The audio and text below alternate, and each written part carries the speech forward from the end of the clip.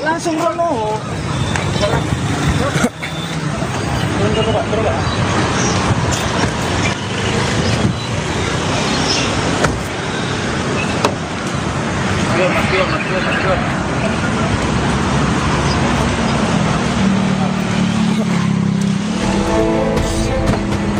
Iya, Pak.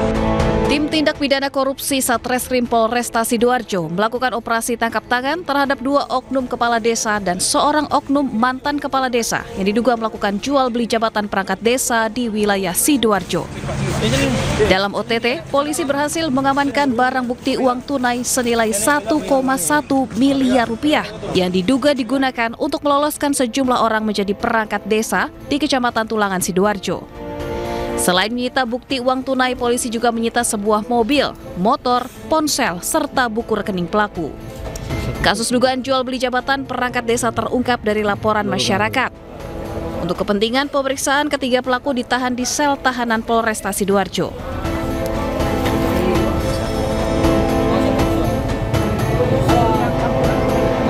Sebuah mobil tiba-tiba nyungsep dan menghantam atap salah satu rumah warga yang berada di bawah lereng di Jalan Marta Dinata, Kelurahan Gunung Sari Ilir. Pemilik rumah dibuat kaget karena saat sedang berada di dalam rumah terdengar suara benturan keras dari atap. Menurut polisi, mobil tersebut ditumpangi 3 orang. Kendaraan diduga lepas kendali saat melintasi turunan tajam di pemukiman padat penduduk. Proses evakuasi dilakukan oleh sejumlah petugas gabungan bersama warga sekitar dengan menggunakan alat berat dan sistem tali untuk menarik mobil dari posisi menggantung di atas atap.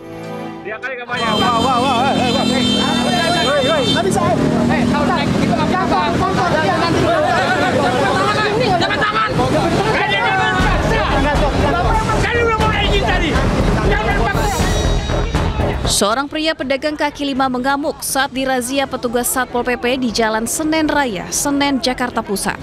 Ia tak terima terpal warung miliknya diangkut paksa petugas ke atas truk. Sang istri yang berada di warung pun ikut melayangkan protes dengan memaki-maki petugas.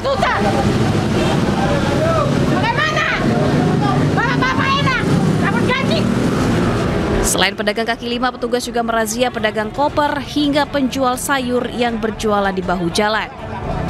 Usai merazia para pedagang kaki lima, petugas juga menggembosi ban kendaraan yang kedapatan parkir di atas trotoar dan bahu jalan. Keberadaan para pedagang dan parkir liar yang berjualan di trotoar dan bahu jalan dinilai kerap menimbulkan kemacetan, khususnya di kawasan pusat perbelanjaan Senen. Tim Liputan iNews melaporkan.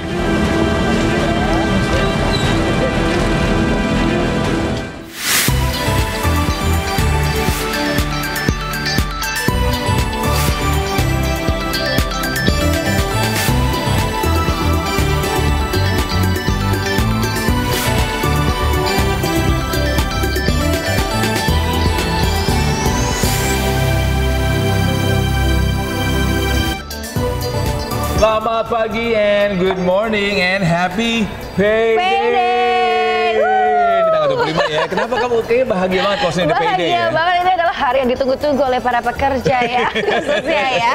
Hari ini tanggal 25 start biasanya perusahaan-perusahaan mulai membayarkan gaji karyawan gitu ya. Akhirnya nggak usah ngirit-ngirit lagi, bolehlah sedikit-sedikit kita spend money hari ini untuk makan-makan enak. Bener. Ya sekedar shopping-shopping ya tadi ya. Biasanya kalau Yasmin ini kalau seandainya habis payday nih, biasanya bayar-bayaran apa sih? Atau enggak mungkin ada sesuatu yang kamu pengen inginkan setiap bulan kayak gitu? Oh, kalau tiap bulan pastinya juga menyisihkan. Ini jangan lupa untuk bersedekah. Nah, bersedekah itu adalah penting yang banget utama. Selain itu juga mungkin bantu-bantu bayar tagihan listrik. Orang tua juga. Iya. Aduh, spesifik banget ya listrik. Karena memang ini ya, kita berdua tabungan, sayang sama orang tua. Iya, kalau seandainya tanpa dua orang tua ini, kita itu ya rezekinya itu kayak gimana gitu ya, benar Kalau nggak salah tadi itu pengen keluar negeri itu ya, nabung juga atau gimana tuh? Bener, aku suka traveling, jadi mungkin rencananya memang aku bulan depan memang kan mungkin ke Den Haag gitu ya, atau Belanda gitu pengen ya. ikut. Nah, boleh. Kalau Yasmin mungkin kalau seandainya pengen ini ya, nabung ini apa sih? Mungkin ada rencana mungkin mau beli sebuah rumah atau apa, karena memang penting sekali untuk menyisihkan entah itu sedikit apapun itu ya. Iya, harus ada perhitungannya ya, ada perhitungan secara finansial, mau dibuat apa, berapa persen buat tabungan, berapa persen buat sehari-hari, ataupun ya itu untuk masa depan kita. Terlebih masih muda ya, masih banyak yang ingin dicapai dalam hidup ini, jadi harus hemat-hemat dan juga rajin menabung tentunya. Benar. Baik, kita sahabat Rumisa, gimana kabarnya hari ini? Senang sekali kami kembali hadir selama 1,5 jam ke depan untuk memberikan berbagai informasi penting, menarik, dan inspiratif untuk Anda. Ya, dalam edisi hari ini pemirsa kami akan menginformasikan salah satunya yaitu mengenai Sungai Citarum yang tercemar hingga membiru. Oke, I wonder why. Bersama saya Togi Sinaga. Dan saya Smetania pemirsa, inilah iNews Today selengkapnya.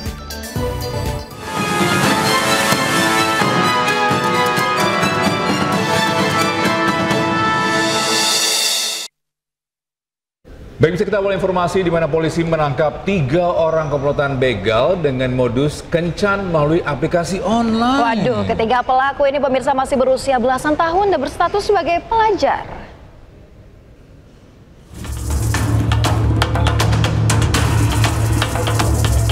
Petugas Polsek Penjaringan Jakarta Utara menangkap 3 tersangka komplotan begal yang masih berstatus pelajar. Ketiga pelaku berusia antara 15 hingga 17 tahun. Para tersangka kerap menyincar korbannya dengan berpura-pura menjadi wanita di aplikasi kencan online. Pelaku kemudian mengajak korbannya untuk bertemu ke sebuah lokasi dan pelaku mengambil barang berharga serta menganiaya korban. Komplotan ini sudah beraksi sebanyak 5 kali. Mereka berbagi tugas mulai dari admin akun hingga sebagai eksekutor.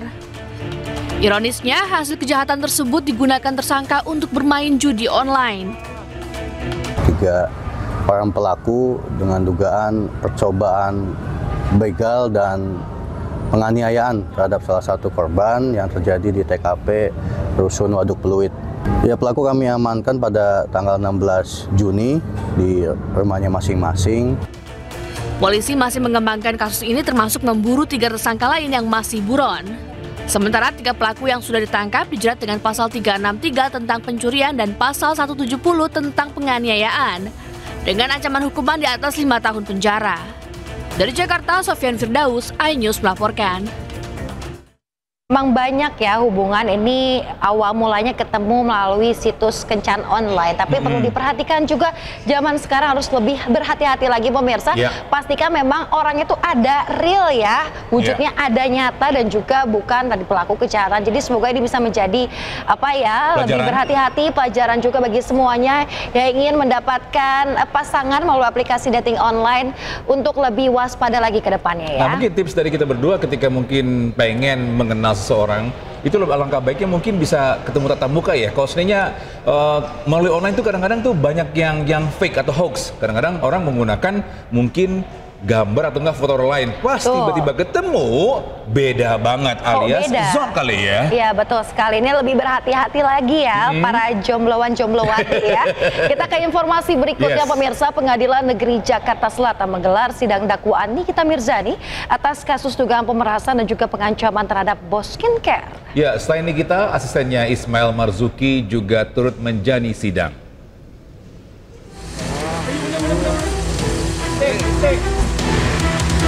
Mobil tahanan Kejaksaan Negeri Jakarta Selatan yang membawa selebritas Nikita Mirzani dan asistennya Ismail Marzuki tiba di Pengadilan Negeri Jakarta Selatan, Ampera, Jakarta Selatan pada Selasa siang.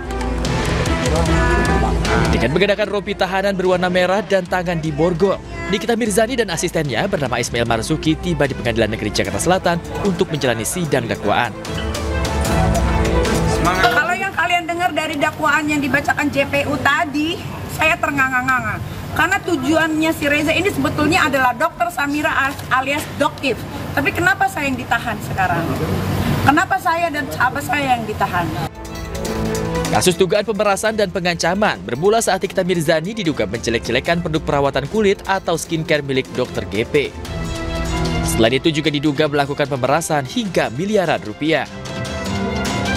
Kasus ini masih akan berlanjut di Pengadilan Negeri Jakarta Selatan dengan agenda selanjutnya merupakan eksepsi yang akan disampaikan oleh Nikita Mirzani. Dari Jakarta, Rizky Fahluvi, iNews melaporkan. Kita ke informasi selanjutnya, pemirsa. Tim SAR memastikan bahwa pendaki asal Brazil yang jatuh dari tebing Gunung Rinjani pada Sabtu lalu dipastikan dalam kondisi meninggal dunia. Ya, tim SAR pun telah berhasil menjangkau korban ke kedalaman 600 meter. Sudah bikin, karena nggak ada batu, saya bikinkan dia dari adalah yang mati itu, sama kayu.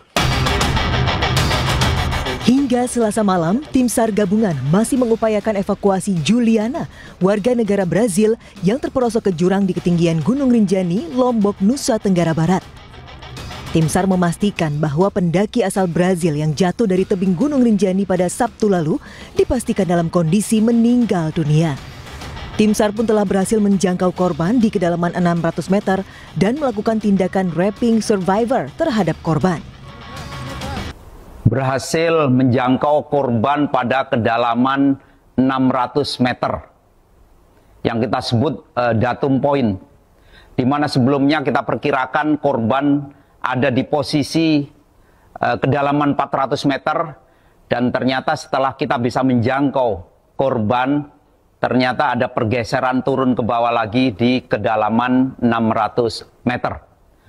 Selanjutnya dilakukan pemeriksaan terhadap korban dan tidak ditemukan adanya tanda-tanda kehidupan.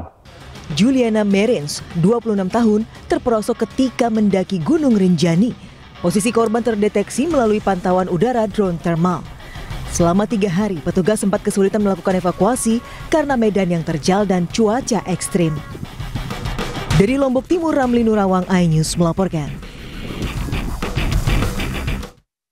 Ya, pemirsa, seorang pria berusia 60 tahun warga Ciapus, Kabupaten Bogor, hilang di Gunung Salak. Ya, menurut tim SAR, pria tersebut naik Gunung Salak bersama 2 rekannya.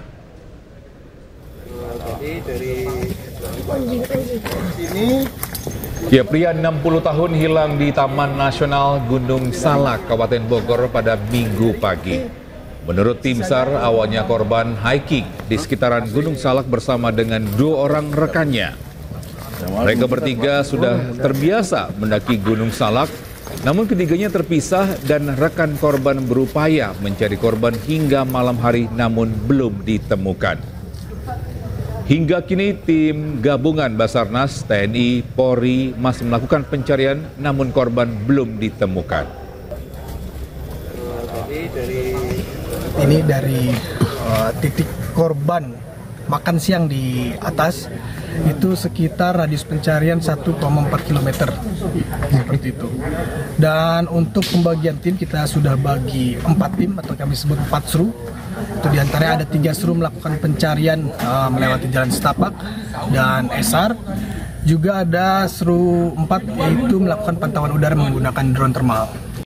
Ya, peristiwa ini juga mengingatkan kita ya bagi teman-teman semua yang memiliki olahraga ataupun hobi yang olahraga ekstrim agar lebih berhati-hati ya. Tadi terkait dengan kasus adanya pendaki yang terpleset kemudian ditemukan dalam keadaan meninggal dunia setelah 4 hari pencarian, warga negara Brazil tadi juga memberikan kita semacam menjadi peringatan juga untuk kita, terutama agar lebih waspada lagi, berhati-hati ketika sedang naik gunung, dipastikan sudah mengetahui medannya seperti apa, dicari tahu dulu informasi terkait dengan medannya, kemudian juga bagaimana cuaca ketika berada di sana agar terhindar dari hal-hal yang kita tidak inginkan tentunya, Togia. Iya, dan jangan lupa mungkin tahu juga mengenal ini ya, our health juga, keadaan tubuh kita. Kalau memang mungkin keadaan kurang sehat, alangkah baiknya jangan diforsir untuk menaik gunung atau nggak mungkin mendaki, karena penting sekali untuk mengenal mungkin tubuh kita, karena kita nggak tahu cuaca di atas gunung ini ya berbeda ya. Jadi mungkin kita perlu juga dengan oksigen yang cukup, jangan sampai. Tapi kita berharap ya, tadi ada lansia yang berumur 60 tahun di Gunung Salak ini ditemukan dalam keadaan sehat nantinya ya. Betul sekali. Baik, itu informasi lainnya bisa di mana warga sekitar Sungai Citarum di Karawang, Jawa Barat dihebohkan ini dengan penampakan air Sungai Citarum yang berubah warna menjadi biru. Aduh, sangat disayangkan sekali ya, Togi ya. Ini pencemaran di sungai berasal dari salah satu pabrik produsen kertas di Karawang.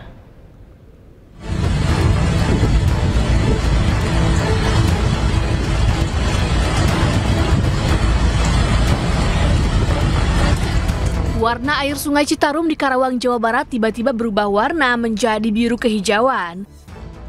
Tak hanya itu, pencemaran juga membuat banyak ikan mati. Menurut Kepala Dinas Lingkungan Hidup dan Kebersihan Karawang, perubahan warna ini akibat pencemaran limbah dari salah satu pabrik produksi kertas di Karawang. Untuk menindaklanjuti laporan warga, pihaknya sudah memanggil perusahaan yang telah mencemari Sungai Citarum. Dari mana asalnya, Pak? Di Pino 1. Di Pino 1. Itu udah dipastikan Pak artinya, Pak? Informasi di lapangan Pino 1. Pino 1. Ya, Terus tindakan selanjutnya, Pak? Dari Bapak? Nanti kita panggil ya. Kapan ini, Pak? Secepatnya ya. Secepatnya. Oke? Siap. Sementara itu, Gubernur Jawa Barat Deddy Mulyadi memerintahkan Dinas Lingkungan Hidup untuk bergerak cepat dan mengumpulkan bukti-bukti pencemaran oleh pabrik kertas. Deddy menyebut tak akan berkompromi dengan pelaku usaha di Jabar yang melakukan pelanggaran dan pencemaran lingkungan. Mengenai dugaan tindakan pencemaran yang dilakukan oleh PT Pino Deli Karawang yang berakibat pada kematian ikan di Sungai Citarum dan sungainya berubah menjadi membiru, Dinas Lingkungan Hidup Provinsi Jawa Barat sudah mengidentifikasi, sekarang sedang melaksanakan penelitian untuk mengumpulkan bukti-bukti. Dan saya tegaskan bahwa saya sudah meminta pada Dinas Lingkungan Hidup untuk memproses dan bersikap tegas dan konsisten, serta memberikan sanksi tegas apabila ditemukan pelanggaran-pelanggaran yang bertentangan dengan Undang-Undang Lingkungan Hidup. Untuk itu, pada siapapun yang berusaha di Provinsi Jawa Barat, mohon tidak melakukan pelanggaran-pelanggaran yang berdampak pada kerusakan lingkungan. Warga yang tinggal di sekitar sungai juga berharap agar semua pihak bisa menyelesaikan permasalahan limbah demi kesejahteraan bersama. Dari Karawang, Jawa Barat, Rudi Setiawan, iNews melaporkan. Ya, sementara itu Dinas Lingkungan Hidup Jawa Barat bersama Komisi 3 DPRD Kabupaten Karawang telah mendatangi pabrik kertas yang mencemari Sungai Citarum.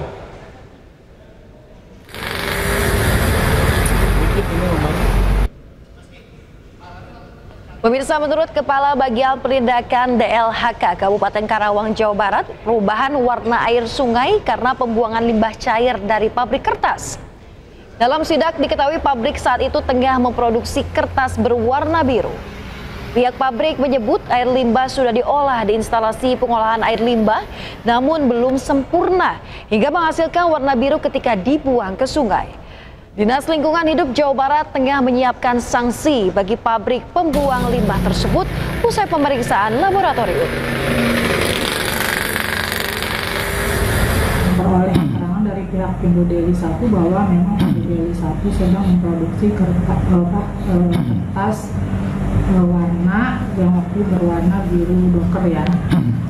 Nah, air limbah dari proses produksi kertas itu sudah diolah di IPAL Pino Deli 1, akan tetapi belum sepenuhnya bisa menguraikan pigmen warnanya sehingga masih menghasilkan warna biru muda ketika dibuang ke Sungai Citarum. Pemirsa, untuk mengetahui informasi terkini dari Sungai Citarum yang membiru, kita bergabung dengan jurnalis iNews rekan Rudi Setiawan dari Karawang, Jawa Barat. Ya, selamat pagi Rudi. Bagaimana kondisi Sungai Citarum di Karawang saat ini? Ya, Togi dan Yasmin dan pemirsa, selamat siang. Kami informasikan untuk perkembangan lokasi Sungai Citarum yang sempat heboh di Kabupaten Karawang, Jawa Barat ini.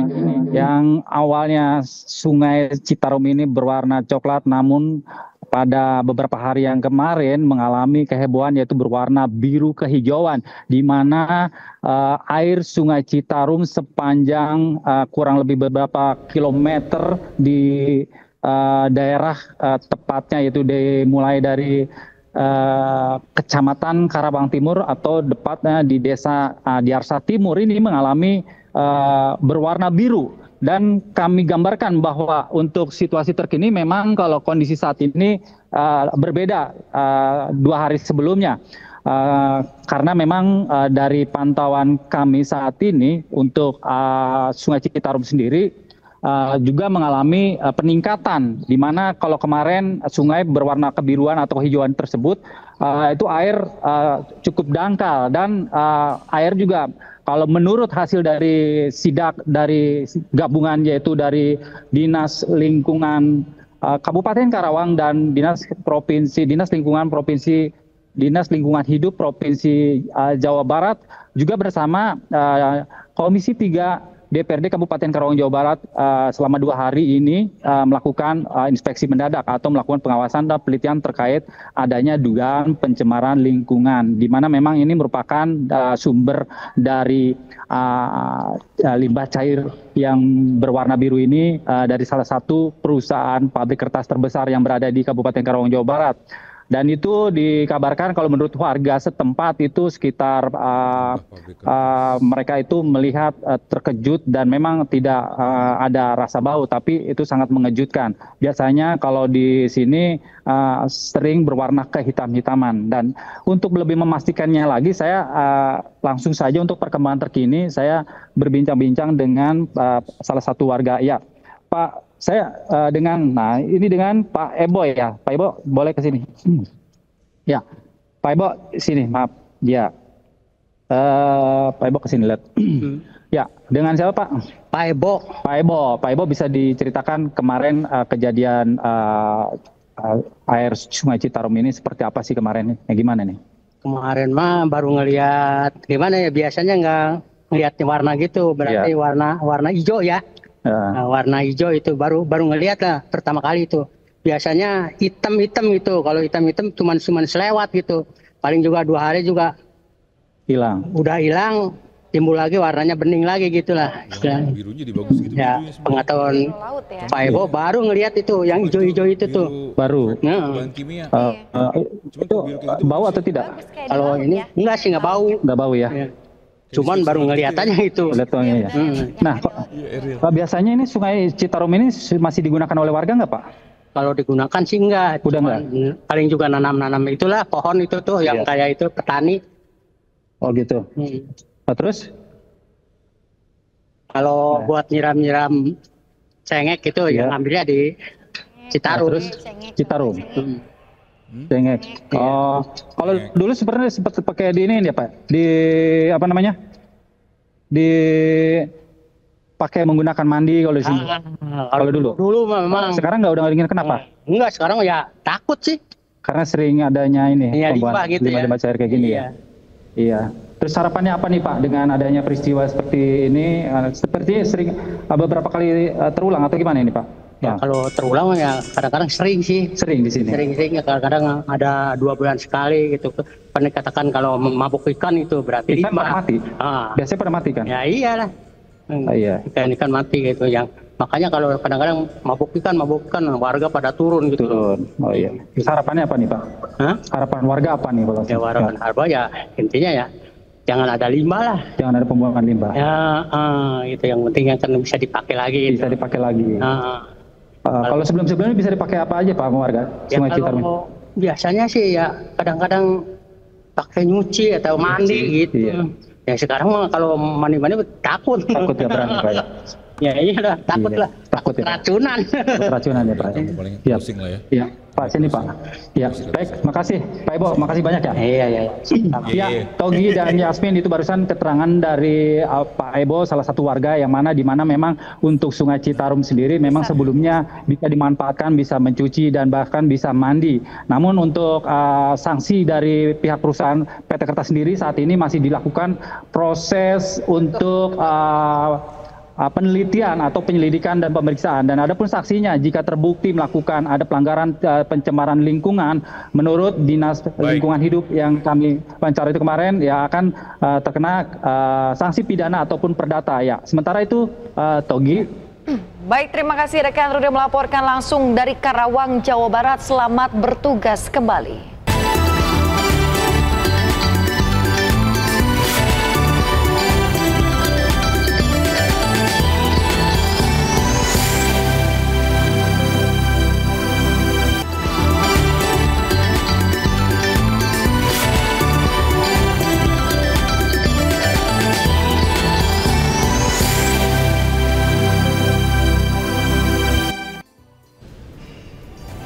Anda kembali di Anyu Sudah pemirsa, langsung dari Anyu Center, Jakarta. Kini kita ke informasi berikutnya. 2 pick up dan 3 sepeda motor terlibat kecelakaan beruntun di Jalan Raya Narogong, Bantar Gebang, Kota Bekasi, Jawa Barat. Ya, 1 pengendara motor tewas di lokasi kejadian.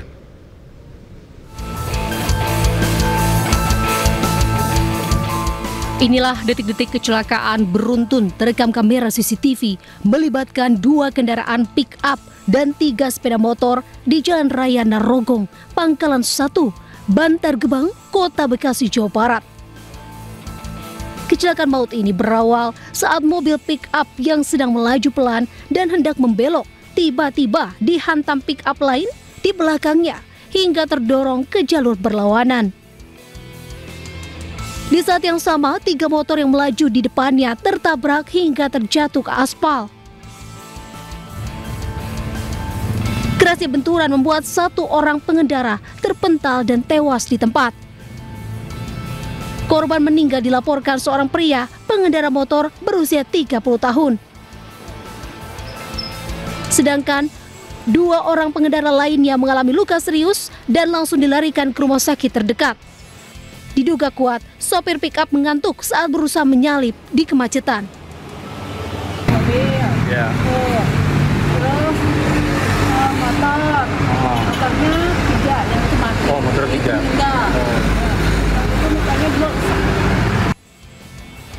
Korban tewas dibawa ke RSUD Kota Bekasi untuk kepentingan visum, sedangkan sopir mobil pick-up masih dalam pemeriksaan polisi. Dari Bekasi, Jawa Barat, Rahmat Hidayat melaporkan. Ya, bisa Dinas Kesehatan Kabupaten Bogor memeriksa kondisi kesehatan para pelaku pesta sama jenis yang digerebek di sebuah villa di Puncak Bogor. Ya, dari 75 orang yang diamankan, pemirsa 30 diantaranya reaktif HIV. Pihak Dinas Kesehatan Kabupaten Bogor memeriksa kesehatan 75 pelaku pesta sama jenis yang diamankan di sebuah villa di Megamendung, Puncak Bogor. Kadinkes Kabupaten Bogor menyatakan, berdasarkan hasil pemeriksaan awal, 30 peserta reaktif HIV dan 45 lainnya alami penyakit kelamin sifilis. Para peserta dugaan perilaku seks menyimpang ini kemudian dipulangkan dan dirujuk ke puskesmas terdekat di rumah masing-masing mengingat bukan warga Bogor. Jadi dari 75 orang yang terjaring pesta gay beberapa malam yang lalu ya, ada sudah kita lakukan screening awal untuk HIV dan sifilis. Jadi sebagian ada yang reaktif HIV, ada yang reaktif sifilis, dan ada yang clear. Totalnya semuanya reaktif. Semuanya 75 orang itu yang reaktif itu ada 30 orang, yang non-reaktif itu ada 45. Sebelumnya minggu dini hari, Satreskrim Polres Bogor mengamankan puluhan pria yang disinyalir akan melakukan pesta seks sesama jenis. Polisi menggerebek villa yang digunakan para pelaku sebagai tempat pesta setelah mendapat laporan dari warga serta beredarnya pamflet untuk acara tersebut. Dari lokasi kejadian, selain mengamankan pelaku, polisi juga mengamankan sejumlah alat bukti berupa alat kontrasepsi serta obat-obatan pria dewasa. Jadi LP sudah kami terbitkan, kami sangkakan di situ pasal 33 Undang-Undang Pornografi dan atau pasal 296 KUH pidana dengan ancaman hukuman maksimal 15 tahun.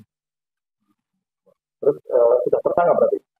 Nah, belum. Sampai saat ini kami belum menetapkan tersangka, namun ya baru menerbitkan LP dan kami sudah menetapkan proses penanganan perkara dari penyelidikan ke penyidikan. Hingga saat ini, polisi masih melakukan pendalaman kasus ini. Dari Bogor, Jawa Barat, Wildan Hidayat, iNews melaporkan.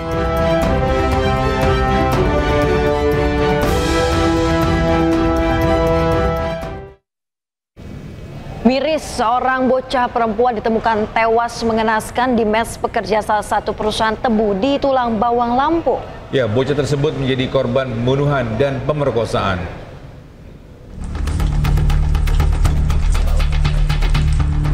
Jasad seorang bocah perempuan ditemukan di dalam kamar mes karyawan di Tulang Bawang, Lampung pada Minggu malam. Korban diketahui berusia 10 tahun dan sempat dilaporkan hilang. Saat ditemukan, jasad korban ditemukan dengan kondisi bugil dengan sejumlah luka di beberapa bagian tubuhnya. Polisi yang tiba di lokasi langsung mengamankan olah TKP serta mengevakuasi jenazah korban. Dari hasil olah TKP ditemukan barang bukti baju milik korban. Tim masyarakat atau pihak dari keluarga korban ini merasa kehilangan. Ya, jadi dilaporkan dan dicari bersama-sama. Korban ini hilang dari pukul 9 pagi. Kemudian dicarilah oleh masyarakat keliling kampung bersama-sama. Kemudian salah satu warga kemudian mencurigai ada mes karyawan yang digembok dari luar. Kemudian didobrak, lalu ditemukan korban berada di kamar tersebut dalam keadaan sudah meninggal dan tertutup karpet.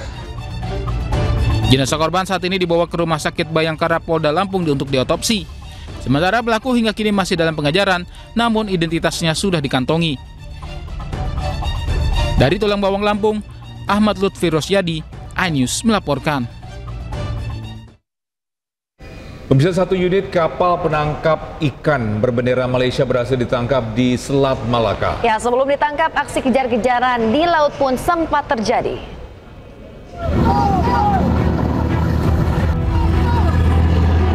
Aksi kejar-kejaran di laut mewarnai penangkapan satu unit kapal penangkap ikan berbendera Malaysia KMP KFB 1066 di Selat Malaka.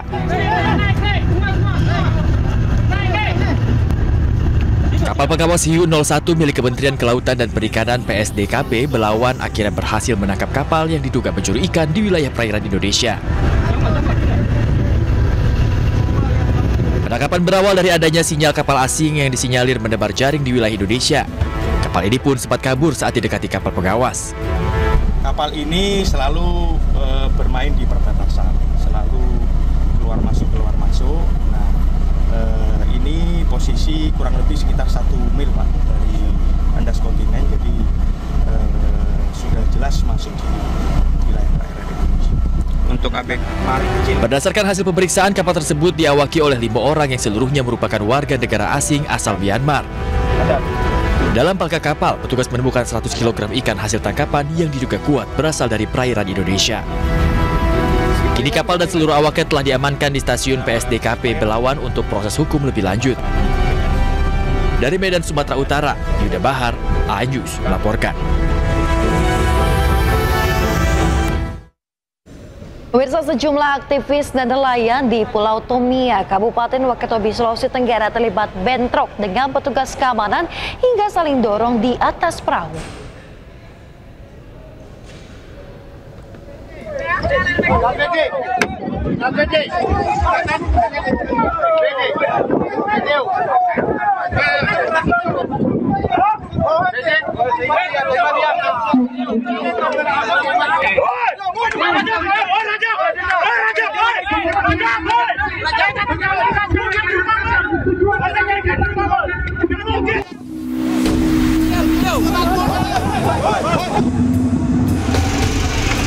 Sejumlah aktivis dan nelayan lokal terlibat bentrok dengan puluhan petugas keamanan perusahaan asing PT Wakatobi Dive Resort yang berupaya menghentikan aksi protes para aktivis dan nelayan.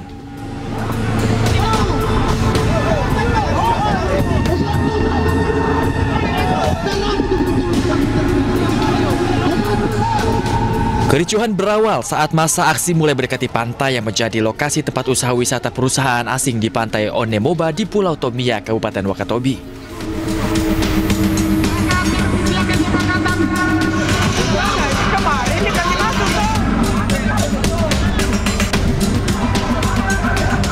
Aksi protes dipicu tindakan perusahaan asing yang melarang nelayan lokal mencari ikan di sekitar perairan di lokasi.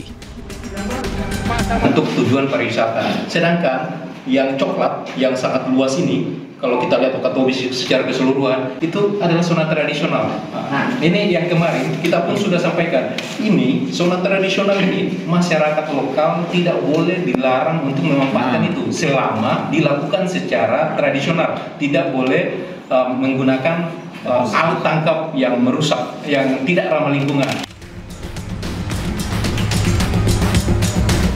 Mereka juga memprotes perusahaan terumbu karang yang diduga untuk kepentingan akses keluar masuk kapal milik PT Wakatobi Dive Resort.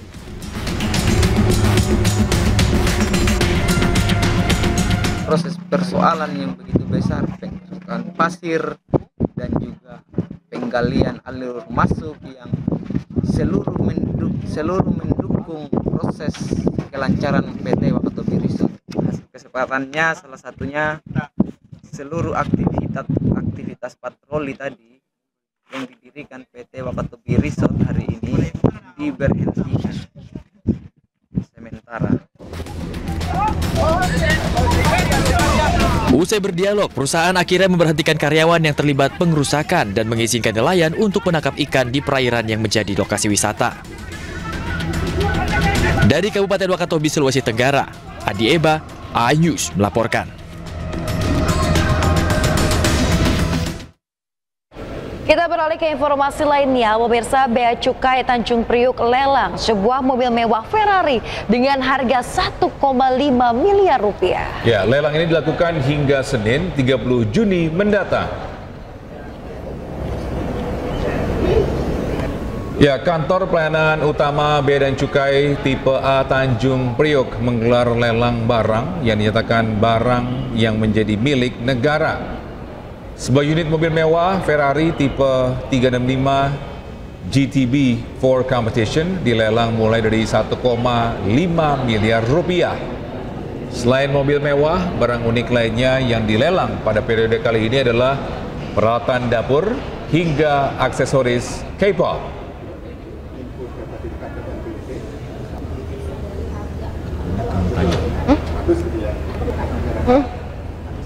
Nanya. Dan untuk mengetahui barang apa saja di sitaan Bea Cukai yang dilelang, kita bergabung dengan rekan Hadisti Arifa di lokasi. Halo Hadisti, apakah banyak nih warga yang datang ke lokasi lelang saat ini? Ya, baik. Halo Togi, Yasmin, dan juga pemirsa. Betul sekali bahwa Bea Cukai Tanjung Priok Jakarta ini kembali melakukan lelang terhadap barang sitaan yang statusnya ini sudah menjadi barang milik negara di Penimbunan Pabean PT Tri Pandu Pelita yang berada di Jakarta Utara. Nah, ada sejumlah barang mewah hingga barang-barang unik dan juga menariknya yang dilelang pada periode kali ini. Seperti yang ada di belakang saya, ini adalah sebuah kendaraan mewah yang ini juga merupakan kendaraan atau barang mewah yang dilelang oleh pihak Bea Cukai pada periode kali ini. Kita lihat bersama, Togi, Yasmin, dan juga pemirsa, ini merupakan satu unit mobil Ferrari 365 tipe GTB for Competition berwarna merah.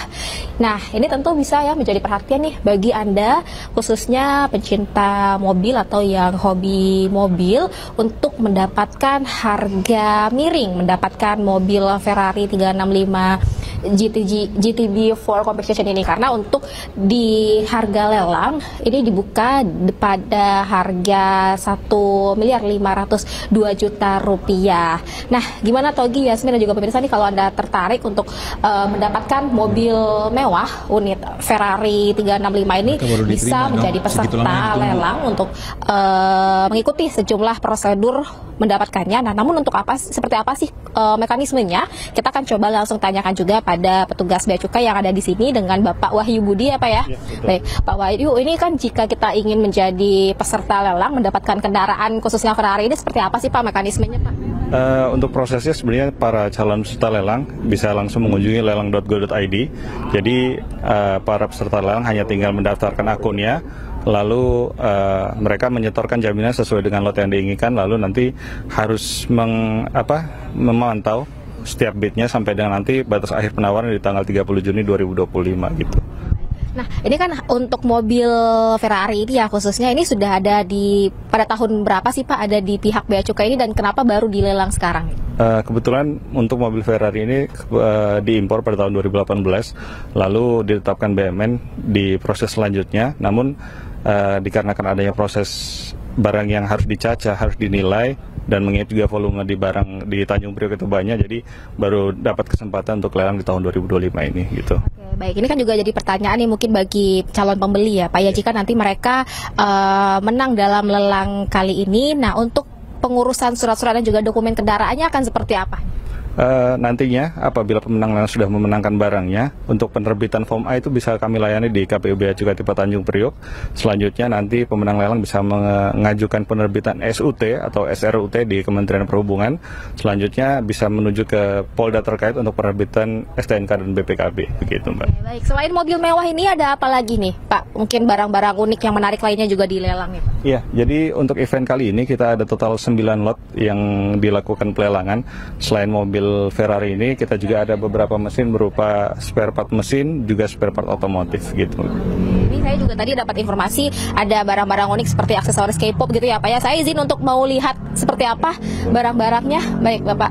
Nah ya, Togi, Yasmin dan juga pemirsa, selain mobil mewah juga ada sejumlah barang menarik lainnya dan juga barang-barang unik lainnya. Tadi seperti yang disampaikan ada peralatan dapur, kemudian juga ada aksesoris-aksesoris K-pop. Nah kita akan coba lihat bersama nih, ini juga sepertinya akan menarik perhatian juga ya bagi para pencinta atau para K-pop yang ada di Indonesia ini tentunya, untuk melihat ada apa saja di sini. Nah, ini kontainer lot 3, bisa dilihat pemirsa.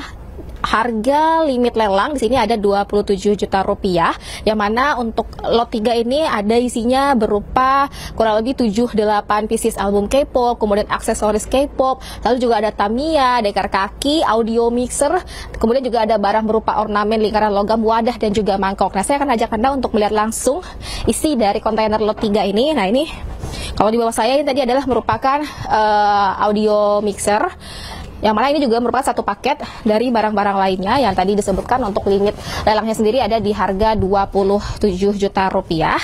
Kemudian tepat ini di sebelah saya juga ini merupakan album K-pop. Nah, ini pemirsa, bagi Anda yang merupakan K-pop sejati ya dan ingin mendapatkan album idol Anda dengan harga yang miring, dengan jumlah yang banyak begini, ini bisa Anda menjadi peserta lelang pada tahap kali ini.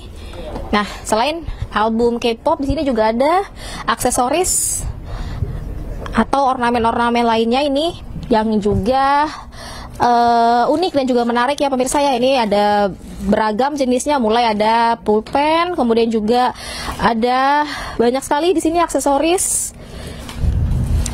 Ini dengan ini ada BTS, kemudian juga ada idol-idol lainnya pemirsa.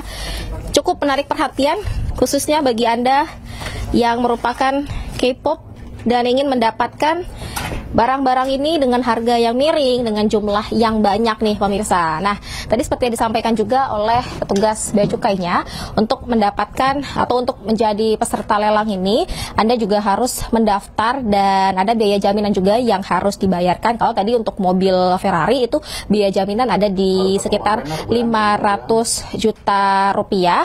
Kemudian kalau untuk satu kontainer yang merupakan lot 3 ini yang isinya tadi sudah saya sebutkan di depan, ini juga ada biaya jaminan, di mana nantinya biaya jaminan ini harus dibayarkan terlebih dahulu dari peserta kepada pihak bea cukai ini, dan nantinya akan mengikuti proses lelang yang nanti akan ditentukan pemenangnya pada tanggal 30 Juni mendatang. Nanti kalau jika Anda menang, Anda perlu membayarkan sisa biayanya. Namun jika Anda tidak berhasil menang, nanti biaya jaminan ini akan dikembalikan kepada Anda. Nah, untuk hari ini hingga besok ini merupakan open house, artinya bagi Anda calon pemilih atau peserta lelang ini bisa terlebih dahulu datang secara langsung untuk melihat kondisi dan juga keadaan dari barang-barang yang ingin Anda beli. Nah, baru nantinya di hari Senin 30 Juni penetapan dari hasil lelang baru diinformasikan lebih lanjut oleh pihak bea cukai. Togi, Yasmin. Menarik ya Togi ya, tadi bagi para K-popers ataupun yang berminat tadi untuk membeli mobil Ferrari tadi ya, dengan harga yang miring, yang mungkin bisa langsung datang ke TPP Bea Cukai Jakarta Utara ya. Togi tertarik? Tertarik banget. Nanti ketemu ya Hadisti ya. Terima kasih Hadisti atas laporan Anda. Selamat bertugas kembali.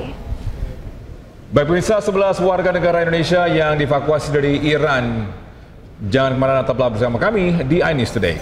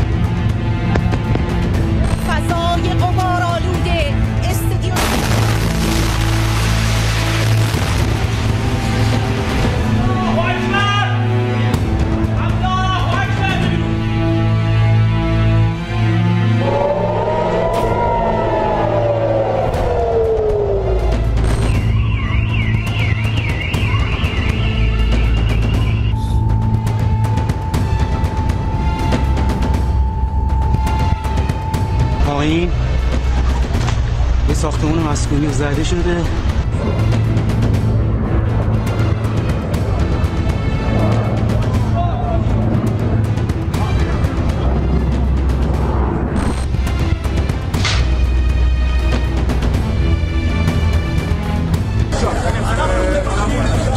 חברים, אף אחד שלא יישאר פה, כולם לכיוון שם. Bisa ketegangan geopolitik yang memanas antara Iran dan Israel mendorong pemerintah Indonesia mengambil langkah cepat untuk melindungi warganya.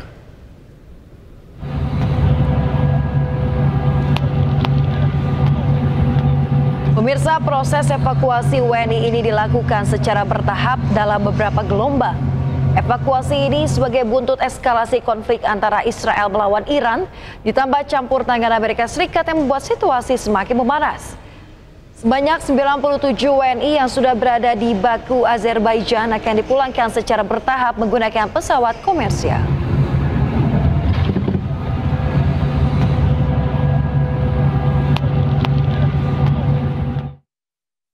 Sebelas warga negara Indonesia yang dievakuasi dari Iran tergabung dalam gelombang pertama tiba di tanah air melalui Terminal 3 Bandara Soekarno-Hatta, Tangerang, Banten, Selasa petang.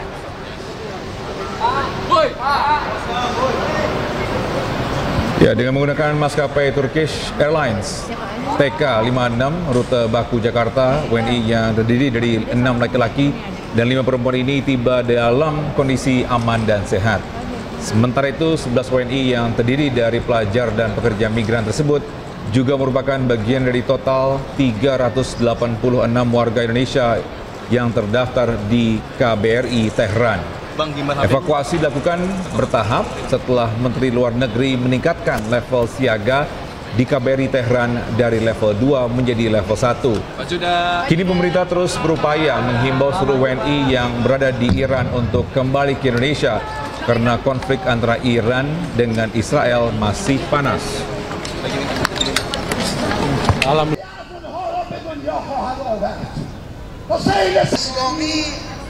Pemirsa, ribuan warga Iran berkumpul dengan membawa bendera dan berteriak merayakan kemenangan Selasa waktu setempat. Aksi spontan warga ini mendukung pemerintah yang menganggap kemenangan di balik momen gencatan senjata perang Iran-Israel selama kurang lebih 24 jam.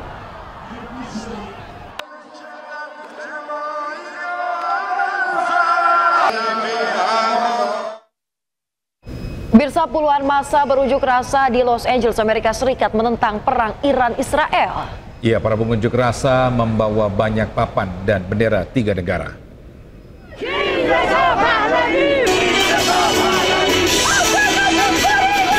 Ya, para pengunjuk rasa berunjuk rasa ini di Los Angeles menentang perang Iran-Israel Senin waktu setempat dengan membawa bendera Iran, Amerika Serikat, dan Israel. Para pendemo menyerukan tanda-tanda yang mendukung Presiden Donald Trump dengan mengenakan topi bertuliskan "Make Iran Great Again", sebuah frasa yang digunakan Trump di media sosial sambil meningkatkan kemungkinan perubahan rezim Iran.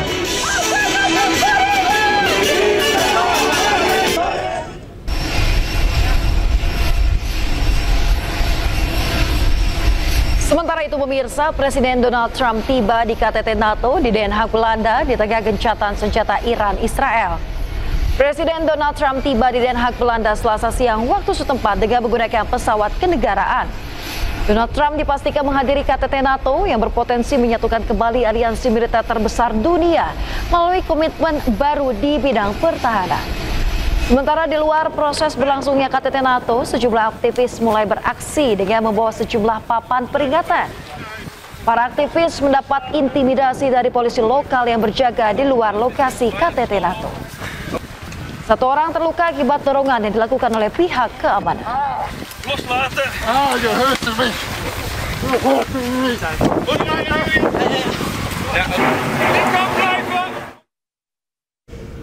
Ya, pemirsa, sementara itu 4 orang tewas dan puluhan lainnya terluka dalam serangan rudal Iran yang menghantam kota Beersheba, Israel Selatan. Ya, serangan terjadi setelah gencatan senjata total antara Iran dan Israel digaungkan Presiden Amerika Serikat Donald Trump. Ini malah. Inilah serangan rudal balistik Iran ke Beersheba sebelum Presiden Amerika Serikat Donald Trump memaksa Iran dan Israel untuk menghentikan serangan dan menyepakati gencatan senjata yang sudah diumumkan sebelumnya. Akibat serangan ini, sejumlah gedung di Beersheba hancur.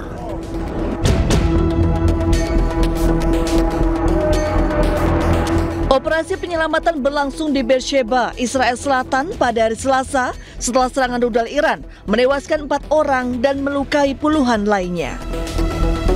Petugas darurat Israel terus menyisir lokasi serangan untuk mengevakuasi warga yang terjebak di antara runtuhan. Petugas berhasil membawa seorang korban selamat di atas tandu melewati reruntuhan.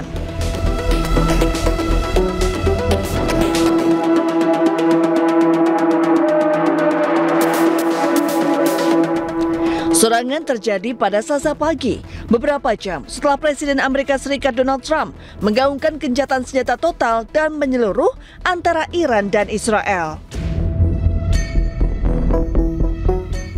Selain menimbulkan korban jiwa dan luka, area sekitar kompleks apartemen tersebut juga hancur oleh rudal Iran. Wow, תראי, זה עדיין מתפוצץ, מטל.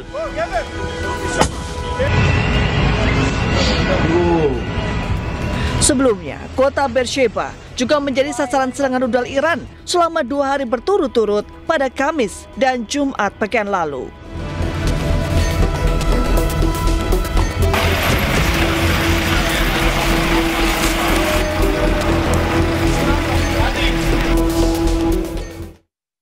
Pemirsa, perang Iran dan Israel membuat keamanan Timur Tengah terancam. Ya, bagaimana nasib Qatar dan Arab Saudi sebagai tuan rumah putaran 4 kualifikasi Piala Dunia 2026 zona Asia? Berikut selengkapnya.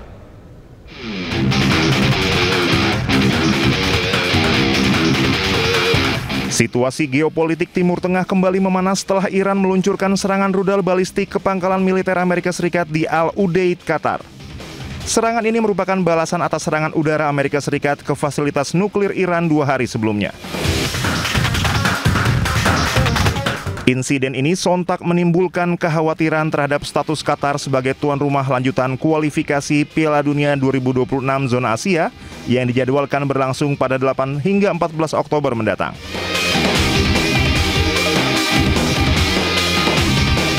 Qatar bersama Arab Saudi telah ditunjuk sebagai penyelenggara pertandingan grup putaran keempat yang akan diikuti 6 negara, yakni Qatar, Arab Saudi, Indonesia, Irak, Oman, dan Uni Emirat Arab.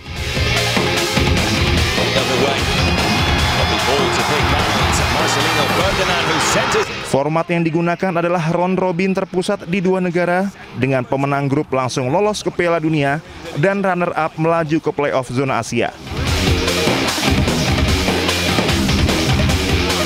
Hingga kini, AFC dan FIFA belum mengeluarkan pernyataan resmi terkait kemungkinan perubahan venue. Namun, eskalasi militer lebih lanjut atau ancaman serangan tambahan dapat membuat penyelenggara mempertimbangkan opsi pemindahan lokasi.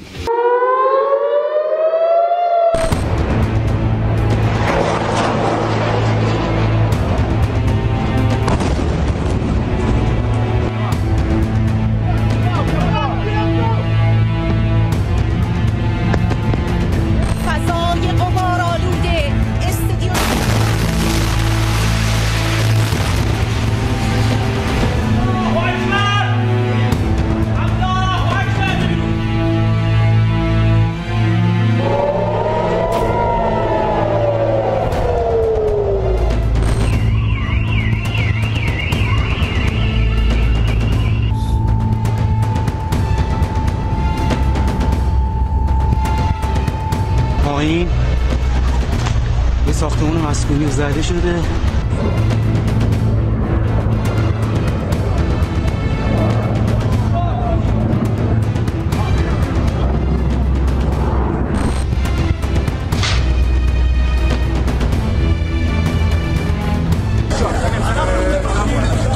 חברים, אף אחד שלא יישאר פה, כולם לכיוון שם.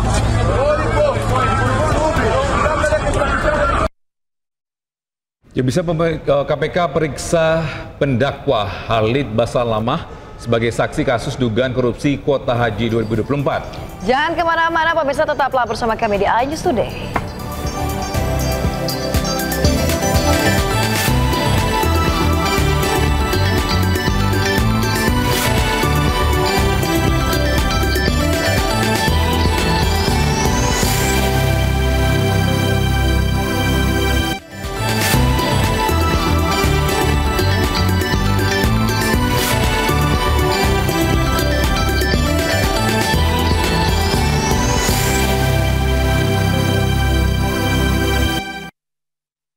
Anda kembali di News Today, pemirsa. Hari ketiga retret Kepala Daerah Gelombang 2 di Jatinangor, Sumedang, Jawa Barat. Sejumlah kepala daerah hadir tepat waktu.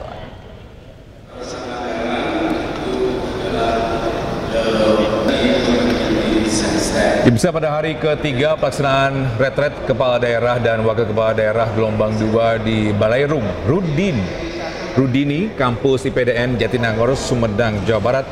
Semua peserta tercatat hadir dan tidak diwakilkan. Para peserta disiplin datang tepat waktu sejak agenda pertama yakni senam pagi. Setelah senam dan apel pagi, para peserta retret diberikan paparan dan arahan. Salah satunya dari Menko PMK yang jadi pemateri pertama.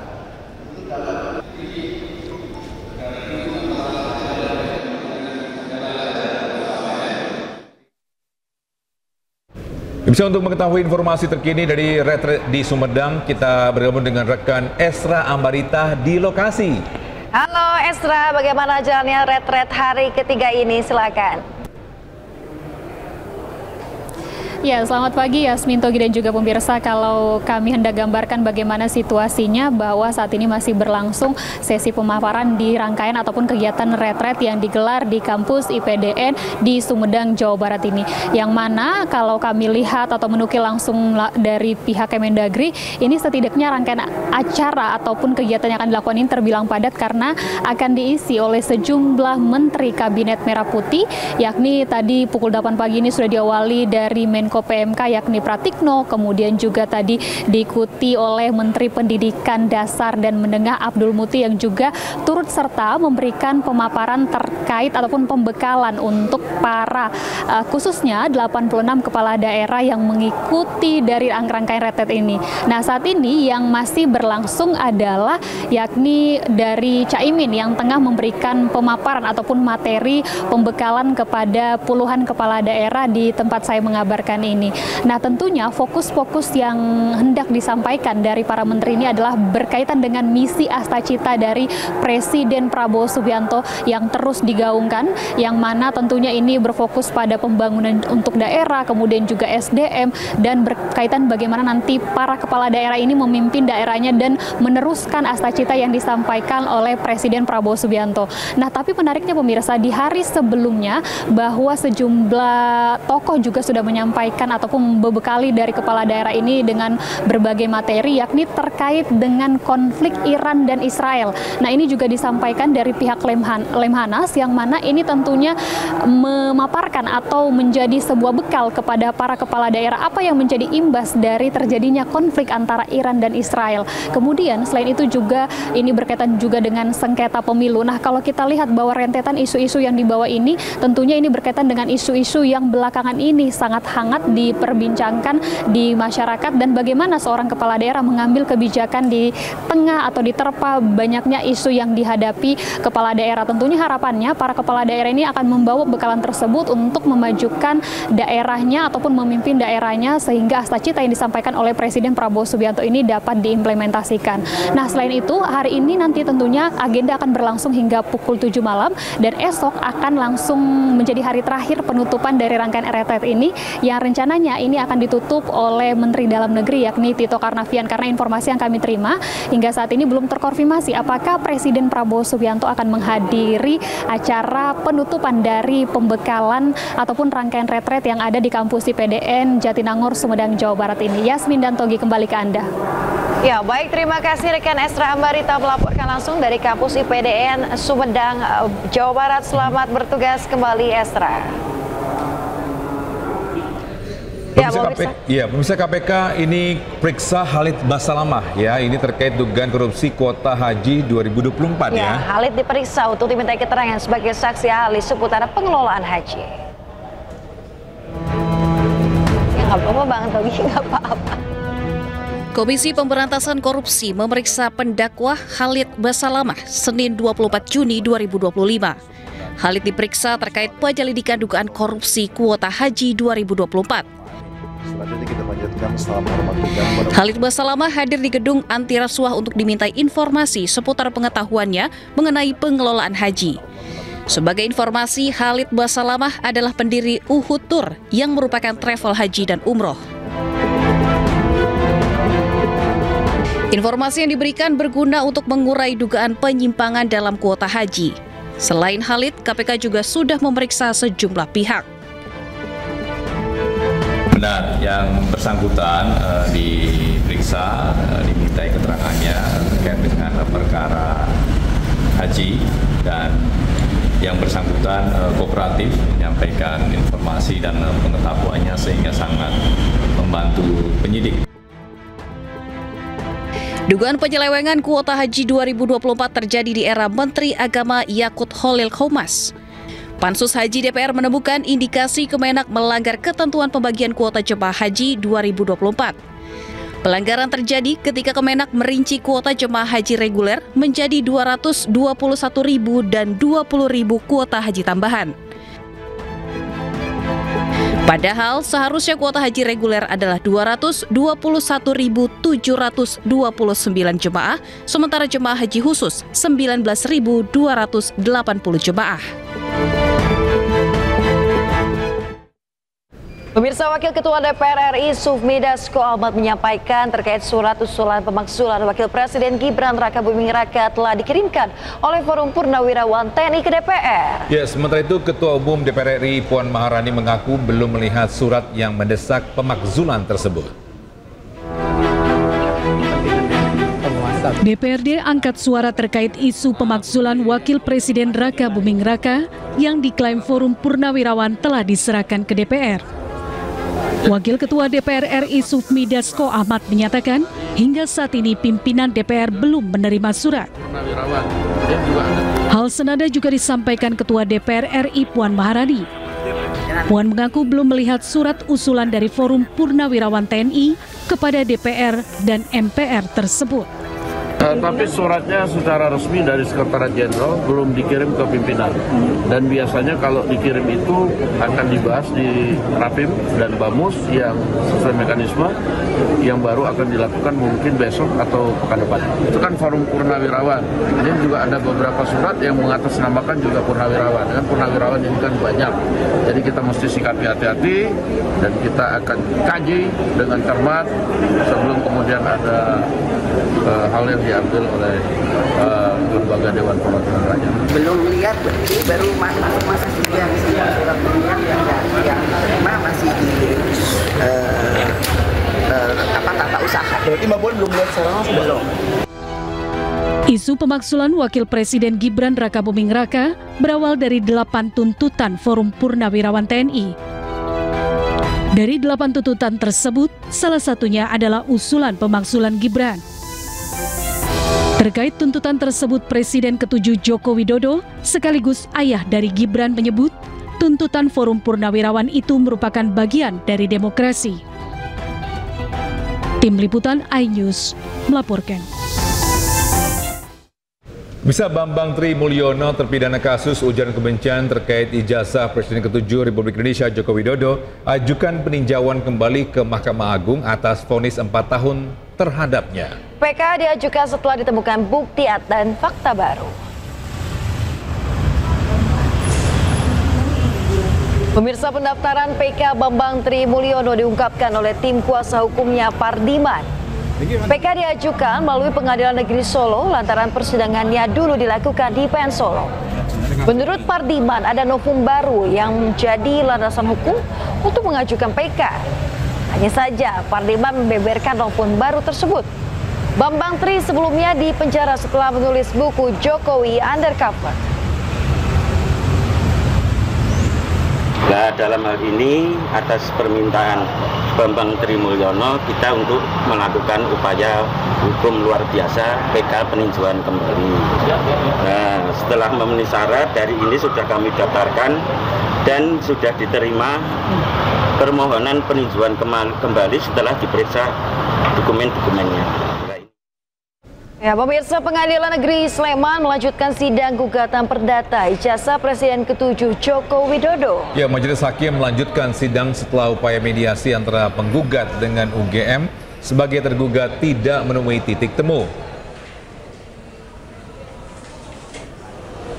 Ya, sidang yang dipimpin Ketua Majelis Hakim Cahyono menghadirkan Komardin sebagai penggugat dan pihak tergugat diwakili kuasa hukumnya.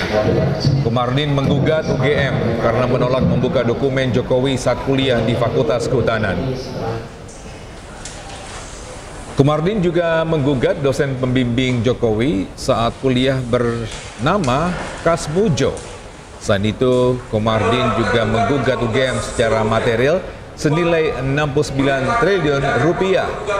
Pihak tergugat akan menyampaikan tanggapan atau replik pada 1 Juli mendatang dan akan digelar secara daring.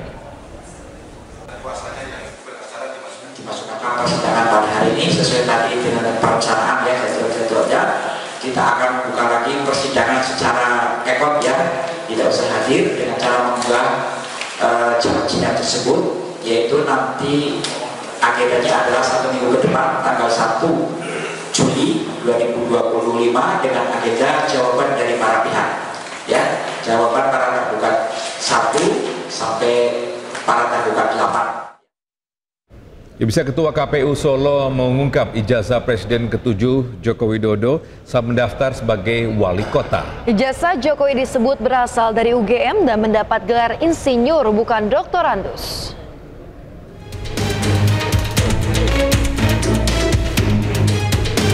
Kasus ijazah Jokowi seperti drama seri setelah dinyatakan asli oleh Bareskrim Polri. Sejumlah pihak masih meragukan keaslian ijazah Presiden ke-7 RI tersebut, termasuk saat mencalonkan diri sebagai calon wali kota Solo. Namun, Ketua KPU Solo menyatakan ijazah Jokowi saat mendaftar ke KPU Solo berasal dari Universitas Gadjah Mada. Hasil verifikasi sudah sesuai dan dinyatakan lengkap. Ketua KPU Solo menyebut Jokowi bergelar insinyur bukan doktorandes. Pernyataan Ketua KPU Solo ini sekaligus menjawab pernyataan dari politikus senior PD Perjuangan Betor Suryadi. Menurut Betor, ijazah Jokowi diduga dicetak di Pasar Pramuka saat mendaftar sebagai Gubernur Jakarta. Ibu baca semua, itu ada pertemuan yang membahas kekurangan dokumen Jokowi untuk dibawa ke KPU. Oke. Sehingga dicarilah jalannya, ketemulah sama Dhani Iskandar dan kawan-kawan itu. Maka disitulah dirancang, didesain bagaimana semua ijazah itu dibuat.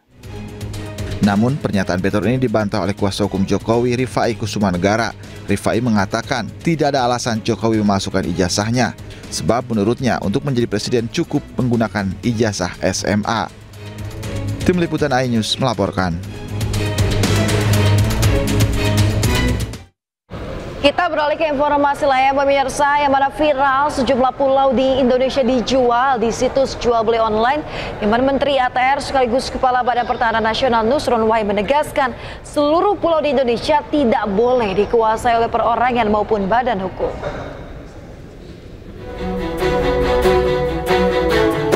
Viral di media sosial 5 lahan di 4 pulau kecil di Indonesia, diantaranya pulau kecil di Kepulauan Riau, pulau kecil di Nusa Tenggara Timur, pulau panjang di Nusa Tenggara Barat, dan pulau Seliu di Bangka Belitung ditawarkan dengan skema sewa di situs jual beli online.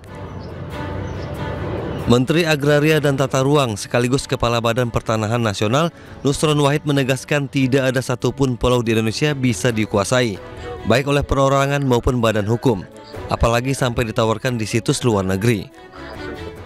Berdasarkan Permen ATR BPN nomor 17 tahun 2016,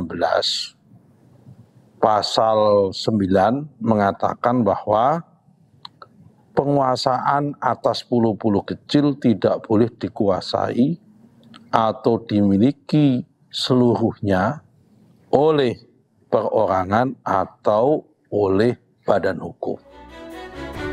Pihaknya juga masih menelusuri situs online yang menawarkan sejumlah pulau di Indonesia. Betul, kita sangat, dalam arti kata kita sangat membutuhkan investasi, tetapi investasi juga jangan sampai juga merugikan masyarakat. Artinya di mana mereka tuh mencari nafkah, tiba-tiba dengan kehadiran investasi yang katakan tadi seperti yang dikatakan jual, berarti kehilangan dari mata pencarian mereka. Oleh karena itu, ketika itu diambil, setidak-tidaknya proyek tersebut untuk juga kepentingan masyarakat. Penjualan pulau-pulau ini juga mendapat sorotan dari masyarakat dan akademisi. Jika penjualan pulau tersebut terjadi, maka tentunya akan merugikan masyarakat.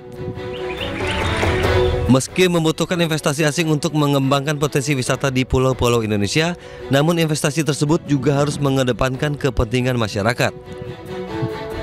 Tim Liputan iNews melaporkan. Pemirsa, Ketua DPR RI Puan Maharani merespon kabar penjualan pulau di kawasan Kabupaten Kepulauan Anambas, Kepulauan Riau di situs jual beli online. Ya, Puan mengatakan administrasi pulau-pulau yang ada di Indonesia harus ditata ulang.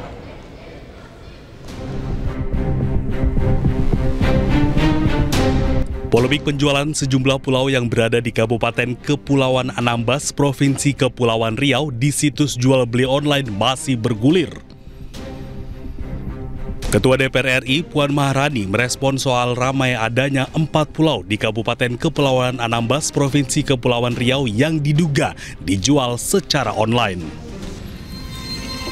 Puan menyebut harus ada evaluasi terkait pengelolaan dan penataan ulang administrasi pulau-pulau yang ada di Indonesia. Terkait dengan pencatatan pulau, kami juga sudah meminta pemerintah dan berkoordinasi dengan pemerintah untuk mengevaluasi ulang pengelolaan dan menata ulang terkait administrasi pulau-pulau yang ada di Indonesia. Jadi nanti sesuai dengan mekanismenya melalui komisi terkait dan tentu saja yang akan dilakukan oleh pemerintah, kami minta pengelolaan dan penataan administrasi untuk memitigasi semua pulau yang ada di Indonesia jangan sampai adanya salah penggunaan pulau-pulau yang ada di Indonesia. Tidak hanya 4 pulau di Kabupaten Kepulauan Anambas, Provinsi Kepulauan Riau yang diduga dijual secara online. Ada juga Pulau Panjang yang berada di Kabupaten Sumbawa, Nusa Tenggara Barat, dan Pulau Seliu di Kabupaten Belitung, Kepulauan Bangka Belitung yang ikut dijual.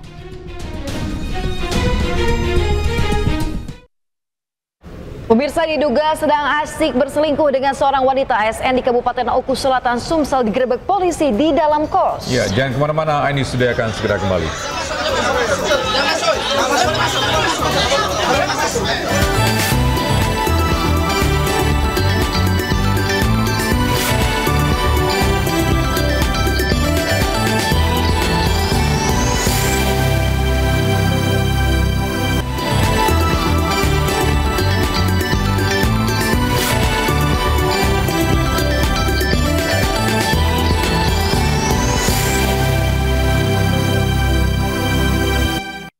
Ya, terima kasih masih bersama kami di iNews Today bersama saya Togi Snaga dan Yasmin Nahtania. Pemirsa, diduga sedang selingkuh dengan seorang wanita ASN mantan Sekwan Kabupaten Oku Selatan Sumsel digerebek polisi di dalam kos. Aduh, penggerebekan ini berlangsung tegang pemirsa dan juga nyaris adu jotos karena pelaku menolak diamankan.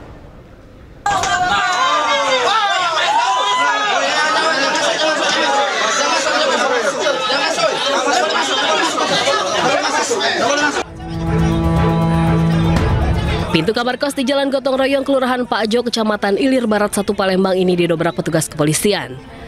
Bersama istri sah, petugas dan warga menemukan penghuni kamar kos JS yang merupakan mantan Sekwan Kabupaten Oku Selatan Sumsel dengan seorang wanita yang diduga sebagai selingkuhannya yang berinisial MS. Penangkapan pun berlangsung tegang karena keduanya menolak diamankan hingga nyaris adu jotos dengan warga dan anggota polisi. Takut diamuk massa, seorang kerabat langsung mengamankan pelaku dan meminta warga untuk tidak main hakim sendiri. Mantan ASN ini digerebek dan ditangkap berdasarkan laporan dari istri sahnya yang membuat laporan di SPKT Polrestabes Palembang tentang dugaan perzinahan atau perselingkuhan. Alot juga sih pas pada saat penggerbekan, sempat nggak mau keluar sampai akhirnya seperti yang kita lihat tadi kan dipaksa untuk keluar. Sudah kita tunjukkan bukti yang sebelumnya katanya nggak ada bukti, nah sekarang kita cari bukti ternyata memang ada di situ. Meski sempat melakukan perlawanan, keduanya dibawa ke Mapolres Tabes Palembang dan diperiksa secara intensif oleh penyidik Unit Perlindungan Perempuan dan Anak. Dari Palembang, Sumatera Selatan, Guntur, iNews melaporkan. Pemirsa, sebuah kapal tanker yang tengah bersandar di Tanjung Guncang, Kota Batam terbakar hebat. Akibatnya 4 pekerja tewas dan 5 lainnya luka berat. Dan misalnya informasi ini sekaligus menutup jumpa kita di iNews edisi hari ini. Dan temukan informasi-informasi terbaru lainnya di www.inews.id. Dan cuplikan tayangan berita iNews dapat Anda saksikan di kanal YouTube @officialnews ya. Ya, setelah ini pemirsa Anda bisa langsung menyaksikan iNews Siang bersama rekan kami Syabrina Asila, saya Smetania dan rekan saya Togi Sinaga pamit undur diri. Have a great day. Bye-bye.